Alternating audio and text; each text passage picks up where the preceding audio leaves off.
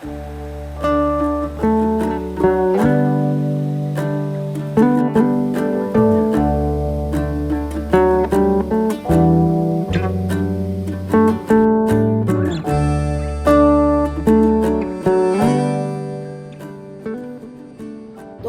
आज का जो रूट था ना, उसका पहला डेस्टिनेशन हमने पूरी तरह से कवर कर लिया है।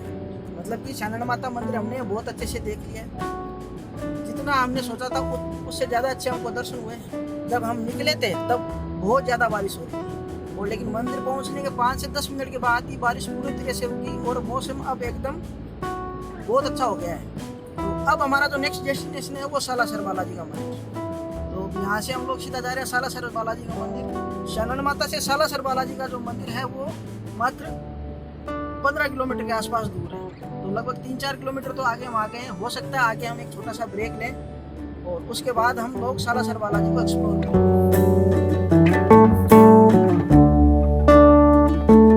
ऐसा माना जाता है और मैंने इसको बहुत बार अनुभव भी किया है कि हम भगवान के मंदिर तभी जा सकते हैं जब हमें स्वयं भगवान बुलाते हैं, और अगर उनकी इच्छा नहीं होगी तो हम चाहे कितनी भी कोशिश क्यों ना कर लें, हम भगवान के मंदिर में उनके दर्शन करने नहीं जा सकते हैं।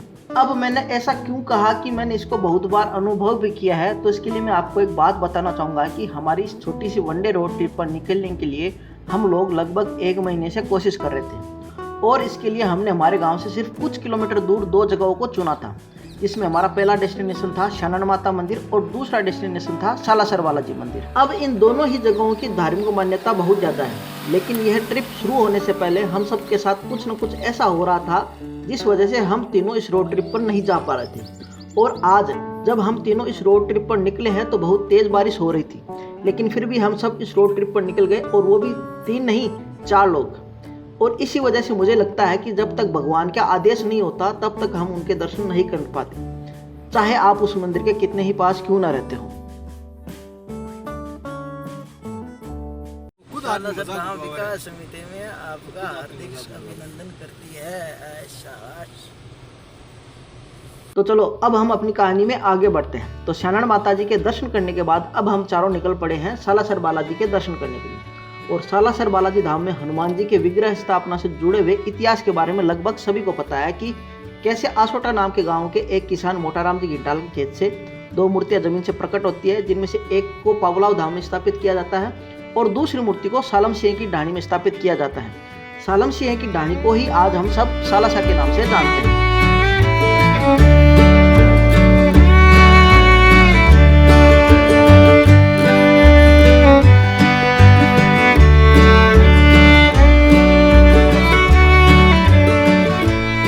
सालासर बालाजी मंदिर के इतिहास से जुड़ा हुआ एक दूसरा पहलू और भी है, जिसके बारे में बहुत कम लोगों को पता है, या हम यूं कह सकते हैं कि बहुत ही कम बात की जाती है। जबकि सालासर बालाजी मंदिर के इतिहास से जुड़ा हुआ यह जो दूसरा पहलू है वह सीधे तौर पर जुड़ा हुआ है बालाजी के परम भक्त संत श्री मोहनदास जी और उनकी बहन कानी से।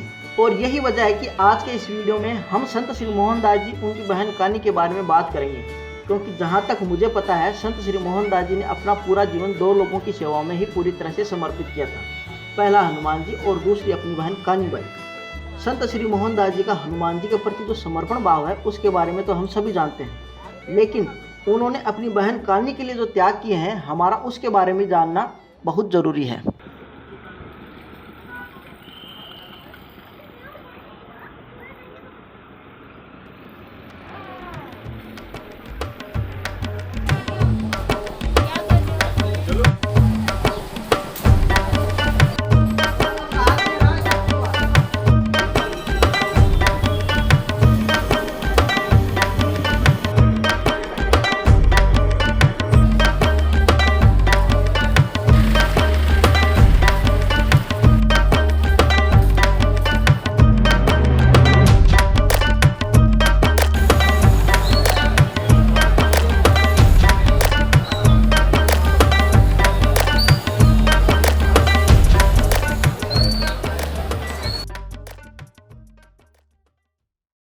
मोहनदास जी का अपनी बहन कानी के साथ बड़ा स्नेह था, और जब कानी के विवाह के कुछ वर्ष के बाद जब उनके पति का देहांत हो जाता है तब मोहनदास जी अपनी बहन और भांजे को संभालने के लिए सालासर जाते हैं और उनके साथ खेतीबाड़ी करने लग जाते हैं।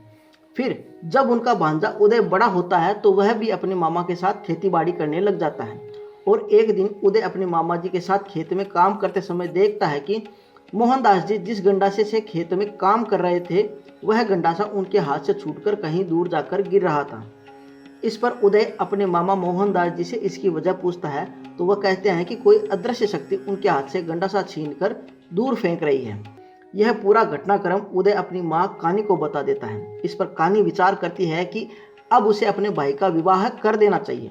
इस पर मोहनदास जी अपनी बहन कानी से कहते हैं कि वह कभी विवाह नहीं कर सकते, क्योंकि जिस किसी भी कन्या के साथ उनका विवाह तय किया जाएगा उसकी अकाल मृत्यु हो जाएगी, और होता भी कुछ ऐसा ही है।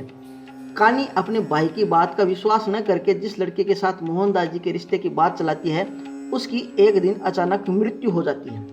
इस घटना के बाद न तो कभी कानी भाई अपने भाई के विवाह की बात करती है और इधर मोहनदास जी भी आजीवन ब्रह्मचर्य धारण कर लेते हैं और धार्मिक कार्य में मन लगाना शुरू कर देते हैं। इस घटना के कुछ समय के बाद एक बार एक भिक्षु उनके घर पर भिक्षा मांगने आता है, लेकिन किसी कारणवश कानी को भिक्षा देने में थोड़ी सी देर हो जाती है। इस वजह से वह भिक्षु वहां से बिना भिक्षा लिए वापस लौट जाता है। इसका पता जब मोहनदास जी को चलता है तो वह अपनी बहन कानी को बताते हैं कि वह भिक्षु कोई और नहीं स्वयं बालाजी थे। इस पर कानी बहुत दुखी होती है कि उनके द्वारा भिक्षा में देरी करने की वजह से उनको बालाजी के दर्शन नहीं हो पाए। इस पर मोहनदास जी अपनी बहन से धैर्य रखने के लिए कहते हैं। कुछ समय बीत जाने के बाद जब वह भिक्षु दोबारा से उनके घर पर भिक्षा मांगने आता है तो इस बार कानी मोहनदास जी को इसकी सूचना दे देती है। उसके बाद मोहनदास जी दौड़कर दरवाजे पर जाते हैं तो उनको वह भिक्षु वापस जाता हुआ दिखाई देता है, लेकिन इस बार मोहनदास जी दौड़कर उस भिक्षु के पैर पकड़कर विलंब होने के लिए क्षमा मांगने लग जाते हैं। इस पर प्रसन्न होकर बालाजी मोहनदास जी को कहते हैं कि मैं तुम्हारी सेवा और भक्ति से बहुत प्रसन्न हूँ। तुम सदैव सच्चे मन से मेरी पूजा और ध्यान करते हो, इसलिए मैं तुम्हारी सभी मनोकामनाओं को पूरी करूँगा। बोलो क्या मांगते हो। इस पर मोहनदास जी बालाजी से विनय पूर्वक निवेदन करते हैं कि वह उनकी बहन कानी को भी दर्शन दे। इसके बाद बालाजी मोहनदास जी के इस आग्रह को स्वीकार कर लेते हैं और कहते हैं कि मैं पवित्र आसन पर विराजमान होऊंगा और मिश्री सहित खीर और चूरमे के भोग को स्वीकार करूंगा।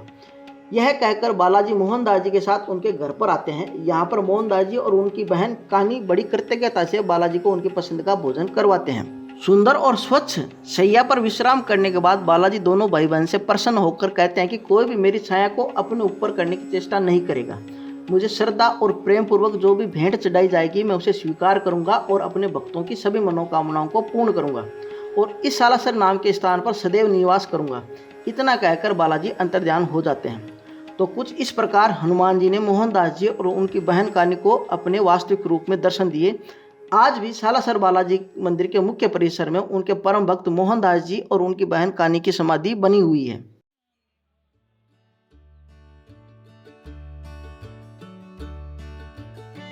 मान्यता है कि मोहनदास जी की समाधि के दर्शन किए बिना सालासर बालाजी के दर्शन पूरे नहीं माने जाते हैं। सालासर में बालाजी के मंदिर निर्माण के कुछ समय बाद ही उनकी बहन कानी का देहांत हो गया था। अपनी बहन की मृत्यु के कुछ समय बाद मोहनदास जी ने भी जीवित समाधि ले ली थी।